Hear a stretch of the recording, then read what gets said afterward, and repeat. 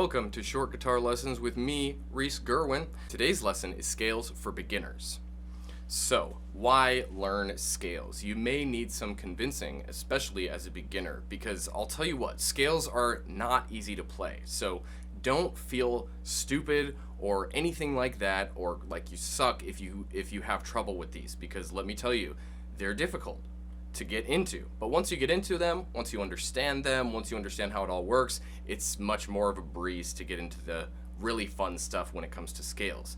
Because let's face it, when most people think of scales, they think of do, re, mi, fa, sol, la, ti, do, ti, la, sol, fa, mi, re. Boring for a lot of people. I don't know how you feel about that. Maybe you don't feel that way. That's great. But maybe you do. It's all valid, right? All of your feelings about scales are valid, right? But what you want to do is change your feelings if they're getting in the way of practicing scales.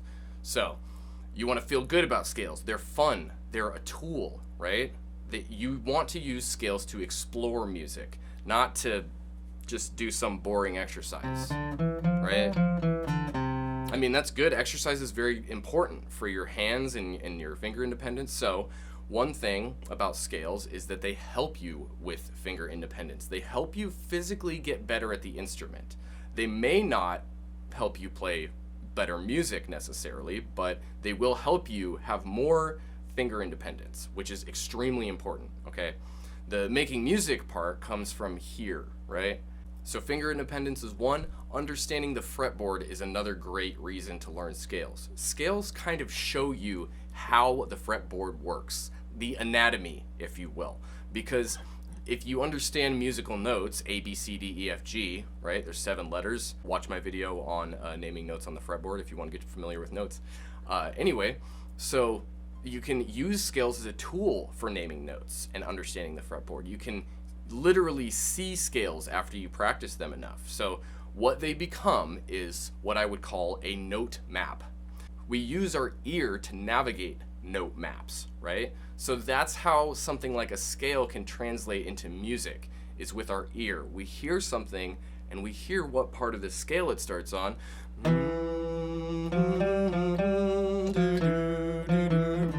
Maybe I'm going for that kind of sound, right? So, and that's because I know how to access that sound because I've practiced the scale that represents that sound. So remember, scales represent sounds, okay?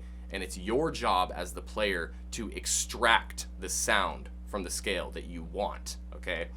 Now, that's not to say that you're gonna just start playing scales and all of a sudden become a Picasso of sound, but let's say it's been a while and you get into that. So let's begin.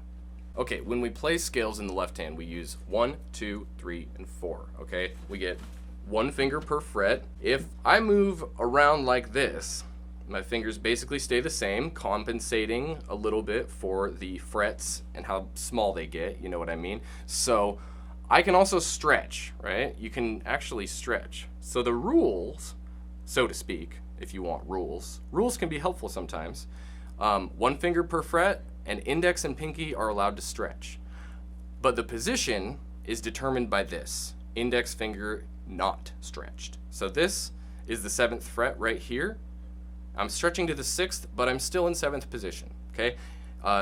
Pinky can stretch over here, right? This is in 7th position now, even though my pinky is stretching all the way to 11, okay?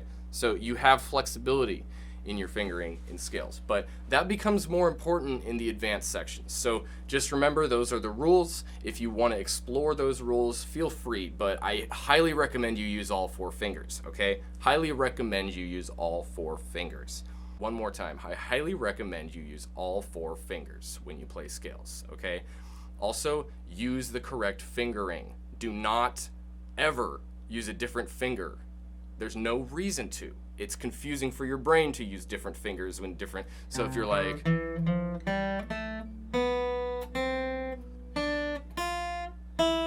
it just doesn't make any, so you have to just, the whole point is we keep our hand in the same spot, right?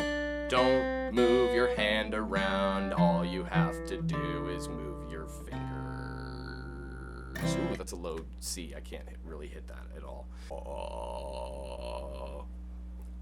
Okay, So we've covered the fingering, and we've covered why we call positions what they're called. Now, let's learn C major in first position.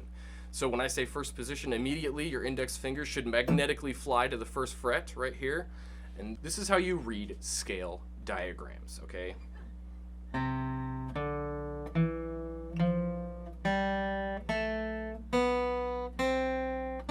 Notice my hand synchronization.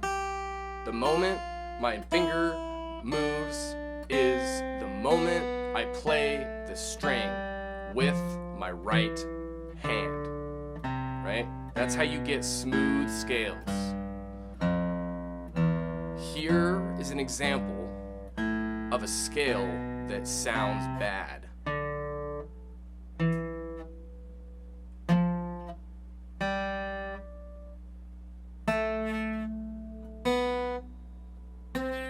Okay, don't do that. Just take your time. Just take your time. How do you take your time? How do we make this as easy as possible so that we can sound the best? Okay? Remember, this isn't easy. So what I'm doing here, I'm making everything look a lot easier than it really is. I'm telling you, I've done it a lot. So anyway, just go one string at a time first. If you're a total beginner to scales, one string at a time.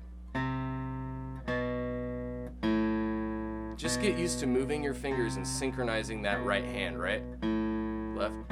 Correct? What? Synchronizing the right with the left hand. Okay? Maybe add a string after that. You're like, oh, I'm pretty good at that, so I'm gonna add another string. Oh, hey, this one actually looks the same. Weird, cool, excellent. Always focus on the strings that look similar, okay? So this is the A string, C, B, A, B, C, F, E, D, E, F. You can play them however you want. Okay, you always want to remember stepwise motion. That's the whole point of learning scales, is to understand stepwise nature of the instrument.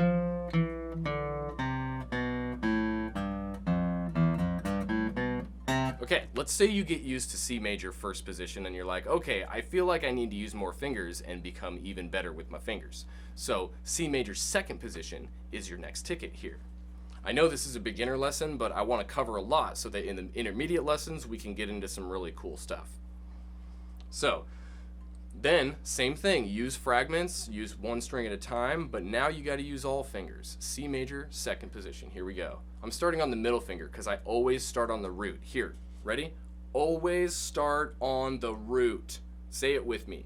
Always start on the root. Why? Start on the root because you want your ear to hear that all of the notes are circling around the root. This is C major.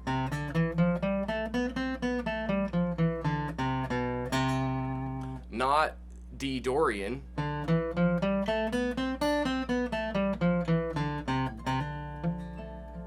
That was literally the same notes. I just started on a different note. That's it. So how you play scales is extremely important. Okay? So start on the root, end on the root. Right now our root is C. Boom, third fret of the A string. Right here is C. Notice how my hand is not moving really. Maybe when I stretch it moves a little bit because those lower frets.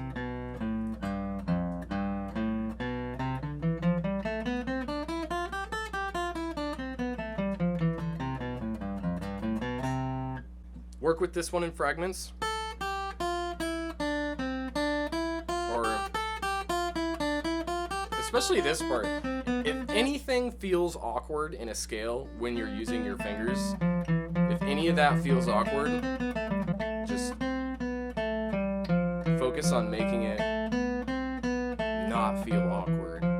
There's nothing awkward about this. It feels totally natural, man. Love it, okay? Don't make it awkward. That's all for today. Thanks for watching. Support, like, subscribe, share with your friends. Pointers, tips, that's always welcome for me, you know. Suggestions, give me suggestions. I love suggestions. Okay, thanks for watching. Love you. Bye.